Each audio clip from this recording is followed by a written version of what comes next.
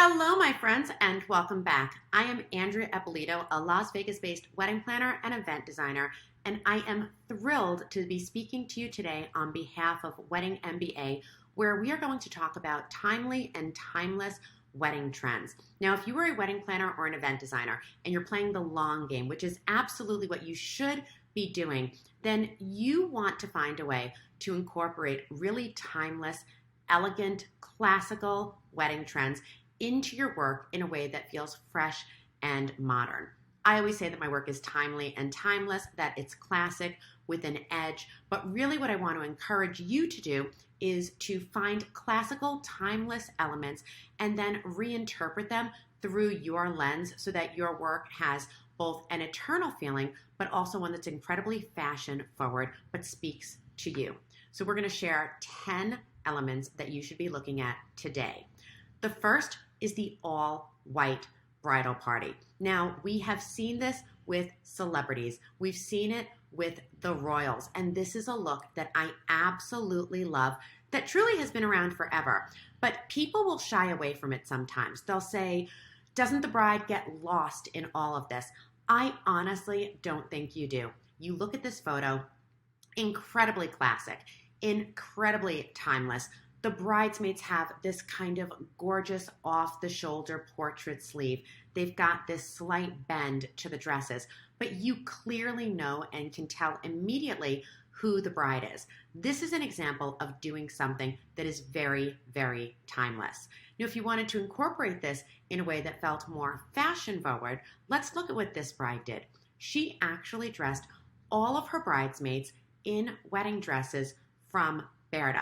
Now, I don't think there's any question in this photo about who the bride is. She's front and center. She's wearing a traditional ball gown. Out of everybody, she actually looks the most traditional out of the group.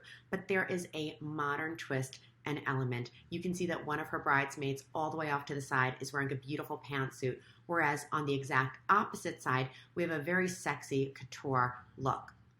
This does not distract from the bride, but it gives a very clean, very modern, and yet timeless look for the bridal party. Now, before you say anything like, what about the men? Of course, men get into this trend. We have all seen men wear white tuxedo jackets, and that's great, but I love this look. I love a groom who is so committed to the process that he is also in head-to-toe white. The white tuxedo jacket, the white shirt, the white pants against his bride's white dress. Such a clean, beautiful, elegant way to style this couple in a way that kind of honors the idea of everything being really pristine and white. Now, not all men can pull this off. Some of them really want to go back to that kind of, 007, really crisp, classic, beautiful tuxedo. Especially if everybody is white, this is a great opportunity for the groom to stand out in all black. But let's look at a classical styling for a tux. A timeless look gives you that really strong, crisp shoulder. It gives you the bow tie. It gives you the lapel that has a little bit of a sheen to it. Some grooms go very formal, very old world, and they've got the vest, which I actually love for a groom who can pull this off. This is forever going to look good. This is a man who's going to look back on his wedding photos and feel just as handsome, just as dapper, just as debonair in 20 years as he did the day he put it on. But if you want to take this and you want to make it modernized, there are ways to make this incredibly personal. This groom did a beautiful tuxedo. You might notice there's a slight jacquard pattern on it, but what really sets it apart is the inside. This jacket was custom made for him. The lining is a collage of photos of himself and his bride throughout the years. The wedding date is inscribed. Now, if you looked at him just from afar, classic, timeless, beautiful, handsome gentleman. But if he opened up the jacket and flashed everybody, which yes, he did do during the reception, it's such a fun way to take a classic and bring it into modern day. Another day to do that is by going black on black on black. You're going to see a lot of different monochromatic elements here. So you've got the black tux. You've got the different fabrication on the lapel and on the bow tie. It's a classic, just perfectly, beautifully styled look for a man. But he wanted to be modern. He wanted to be edgy. And so we added that gorgeous black shirt underneath that just kind of gave him a little bit of an edge on top of what everybody else was wearing. And when everything is black and white, you definitely want to look at black and white photography. I love this for landscapes, and here's why. If I showed you this picture in color, there would be so much happening. You would have so many competing elements. The vastness of kind of the baby blue sky, the mountains, which were a mix of green and brown, this kind of darker brown, bark coming through over the blue water. But when you shoot it in black and white, it becomes, first of all, it becomes incredibly timeless. It becomes more archival where it looks like an art piece. I can imagine this being blown up to a massive size and hung on somebody's wall. But it sharpens the focus and it sharpens the intention, which is to show the couple in the location where they got married. Same thing here. You're not distracted by the color that the choir is wearing. You're not distracted by the bright green ceiling installation.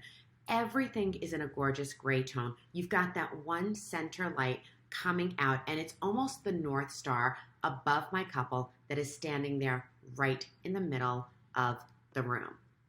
It works, and this is one of my favorite of all time, one of my favorite bridal portraits. This photo could have been taken 50 years ago. It could have been taken last weekend. And if you start looking at black and white photography and you want to incorporate it into your work, look at the way that things are saturated. This particular photo almost looks a little grainy. It almost looks as if the black point isn't as black. And so there is this element of kind of weathered with age of the fact that the photo could have been taken at any given time and it's going to look so beautiful in the future. Whereas this particular photo really does celebrate the black. The black is very, very pronounced. But again, because you're not messing with color, because you don't see all of those different shades and tones, elements that previously may have been distracting, like all of those mirrors in the background, they suddenly become an accent, drawing your eye in, but still letting you focus on the couple. And it never works better than it does with portraits. I love a close-up, intimate moment of my couple in black and white. There is something so romantic about it. And on the left, if I showed you this photo in color, you'd probably say, like, that's a blurry picture. But when it's taken in black and white, there's movement and there's life and there's excitement and there's something about it that feels really, really elegant. It feels celebratory because you can see how she smiles. You can see how she's moving through the day. And black and white also lets you be a voyeur in a moment that just from this picture you can tell is incredibly intimate and incredibly personal. In color, it might be too jarring, but in black and white, it really lets you celebrate that in-between moment before this couple kissed. We were very far back. We were not that close to the couple, but when you do it in black and white and you bring it in and you zoom, there is such a sexy but also respectful way of capturing a moment without having color kind of get in the way of the emotion of the photography. And because people are we're celebrating emotion, we're celebrating gathering, and we're celebrating the moments that matter in a way that we never have before. During the pandemic, people got used to having private moments, having private ceremonies, and there is a beauty in that, in saying it's just us, it's ours, for us alone, but then we want to celebrate it. Nobody did that better recently than Jennifer Lopez and Ben Affleck. They went and they had this very quiet, private, intimate moment in Las Vegas, yes, by themselves. And then they threw the blowout. Then they had the huge, big event. We did it again here where this couple went and they got married with just their parents and their siblings in California. Small, personal, intimate, timeless styling, gorgeous event, beautiful bride and groom. Everything about this picture is soft, sweet, and romantic. It truly was just for them. But then they came to Vegas and they threw a blowout party with tons of red roses, with a band, with DJs, with lights, with a packed dance floor. Because today you don't have to choose between the privacy and the intimacy of your moments and being able to share it with friends. Now, I have had people say, I want it to be private. I want it for just us, but I don't want people to feel bad. And so when this couple got married, Brian and Chris wanted to get married and take their vows completely alone. And so it was the two of them, the officiant, me and the photographer with a parent, actually a couple of parents in the background. And from there, they were able to have that moment by themselves, but celebrate that moment and share that moment with everyone else at their big blowout cocktail party later by taking the photos, taking the videos, blowing them up and projecting them on a screen in black and white because, again, classic, timeless, intimate, but the way that it's used is incredibly fresh, modern, and on trend. Another thing that I love, the dais. This is the big, long head table. After so many years of celebrating the sweetheart table and having the couple set off to the side, when they are celebrating with friends and family, they really want to be enveloped and wrapped and surrounded. And so we are seeing, again, big, long, massive tables with the couple sat right in the middle. Now, the trick to this, if you're seating on both sides like we did here, is to leave the chairs and the space in front of the couple completely open, because that really does focus the eye and the intention, and it gives everybody an opportunity to see them. But when you look, they are truly surrounded on each side by members of their bridal party. If you're doing it in a ballroom and you're setting everything just one long way, great opportunity to give your bridal party a crisp, clear, unobstructed view of the stage. So now every time there's a song, every time there's a toast, the bride and groom have their best friends, their closest relatives on each side of them, and the people that they've honored as being in their wedding party get to see this kind of amazing performance. They get to see all of the beauty of the room, and every now and then, if you're lucky, you can kind of go behind and capture a really kind of sweet, intimate moment between your couple. Cars are making a huge... Cars never really went anywhere. Cars are a classic item that people love. It used to be the getaway car. Now, this couple loves cars so much that we photographed them with not one, but two different vehicles. So for Selena and Brian, because they really love automotives, because they have a car collection, we started with something very contemporary. We put them in a classic setting, bride and groom in front of the getaway car, but the car itself is a celebration of color and everything modern and fashion forward. But then we also set them in front of her father's Rolls Royce. Now you can see that this car is truly the getaway car. It has the wreath up on the front of it, and just behind it is their car. This is a tremendous way to add a classical element of a car into your photography in a really modern way. You can use cars as props. For this was engagement photos that were being used to invite people and to be on the save the date. So the car, them riding off into the sunset, again, classic car, really beautifully shot with a couple of sweet but modern elements in terms of having the banner and the wreath. And then these I took with my camera phone just the other day. This weekend, I took my couple up to Red Rock. Again, my bride and groom-to-be have a massive car collection. They have Maybachs and Rolls Royces and sports cars and trucks and all these things. And so we took this Rolls Royce up into the mountains. Now, when you're talking about being timely and timeless, look at the way they're dressed.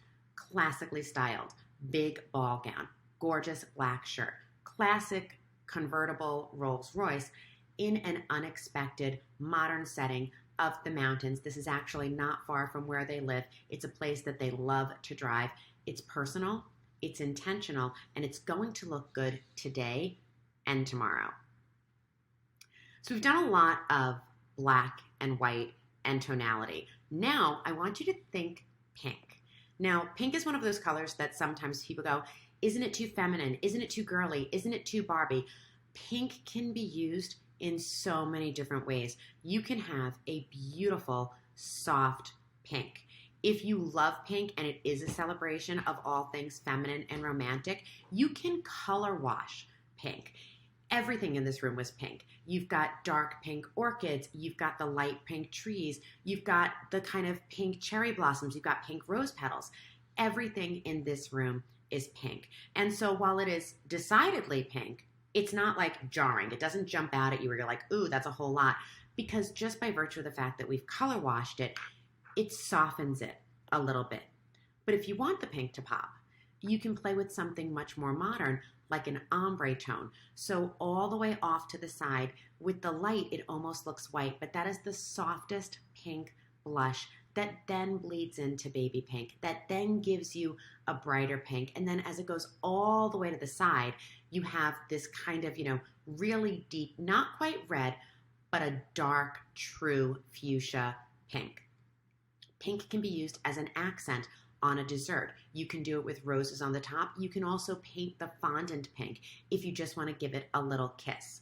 You can juxtapose pink against other colors, and then it really catches the eye. Normally when you think pink, you think soft, you think feminine, you think romantic. In this particular image, the pink is very vibrant. It's very, very dramatic.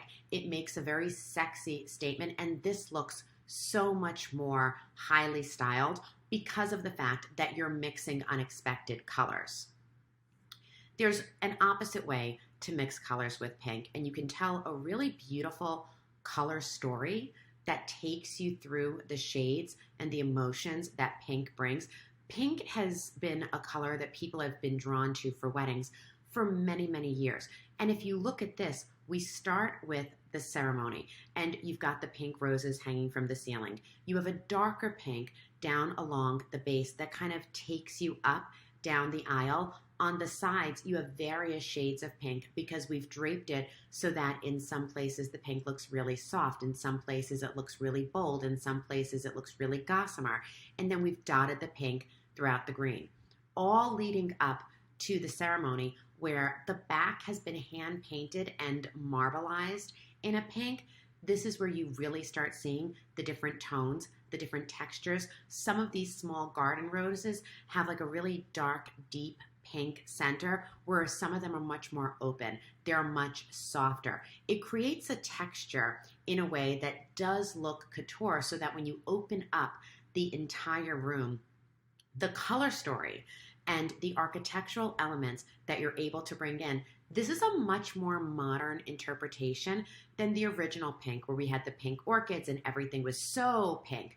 This is still very, very pink, but it is much more modern in that you have an intentional tonality in the same color family. So if you're looking to take a traditionally classic color like pink and you want to make it look timely and you want to make it look fashion forward, look at all the pink elements that you can bring in. You have the absolute palest pink drape, which surrounds the room, and you're grounded by another light pink carpeting. But then as you go up, you've got darker pink around the bases of the table. Your eye starts to move, and as you see the top of the centerpieces, you absolutely see a pale pink, a light pink, a kind of ruffly pink, some pink that has purple undertones. And then you continue to go up to where you have the true pink roses. This will be timely and timeless, classic and elegant, but still incredibly fashionable anytime my couple goes back and looks at it. Now, we can't have something pink without also having something blue. Something gold, something new, something borrowed, something blue. Blue is a celebration of fidelity and honor and trust. It is typically a very calming color, but if you want it to be dramatic, then again, you can go back to this table where you have this really deep, rich, royal cobalt blue that allows you to play with pink in a totally different way. You can do textures with blue. This velvet was just like rich and sumptuous, and you wanted to like sink into a very modern piece of furniture, but that was grounded in tradition because of the blue tones. Now you can go soft blue. This was something that we did very, very recently. Look at how different the blue plays, what a different emotion it brings out for somebody who does want to be very traditional. And look at all the different blue elements. You've got beautiful blue hydrangea up on the top of the huppah. You've got the bridesmaids in this soft blue chiffon. You can see that my bride's bouquet in her hand has a beautiful blue ribbon that was actually cut from the bridesmaids' dresses. And then when you go to the tables, you can carry that soft, sweet, very gentle, calming effect of the blue with your linen napkins. And we even brought it in with the linens and the drapes around the room, but then the cake had another element of blue. We started to see the blue bleed in with the white, so you can do marble elements that are very, very traditional in terms of being white, and then add a hint of blue around the edges. The blue flowers give it life, make it pop, it looks fresh, it looks garden, and it is totally different from the cobalt blue that you saw earlier. But they are going to continue popping up in shoes. This is the classic Carrie Bradshaw shoe. They're Manolo Blahniks. I just think that a blue shoe on a bride is the most fun. These are rich, they're sexy, they're high, they're dazzling. Again, a classic bridal shoe, being that it is a traditional pump with a shoe buckle, but made very, very modern with a classic color in a modern tone. And who doesn't love candlelight? I just want to live by candlelight. I want somebody to carry me around with candles. Candles are such a tremendous and timeless tool that you can use in weddings. Candles can be a guide. In this particular case, we truly made it a ring of fire, and the candles are guiding you through a very deep, dark, dramatic hallway. They are taking you to the couple and throughout the space in a way that is very elegant, but very, very romantic. In this case, we used candlelight to warm up the skin. A white wedding, white in general, can be a little bit cold. It can be a little bit flat. And in this case, the candlelight brought life. It brought warmth. It brought tonality. You have these really kind of modern, sleek, tall candelabras that are in the hurricanes. But then on the base of the tables, if you look, you've got small pillar candles, and they're in much more traditional holders.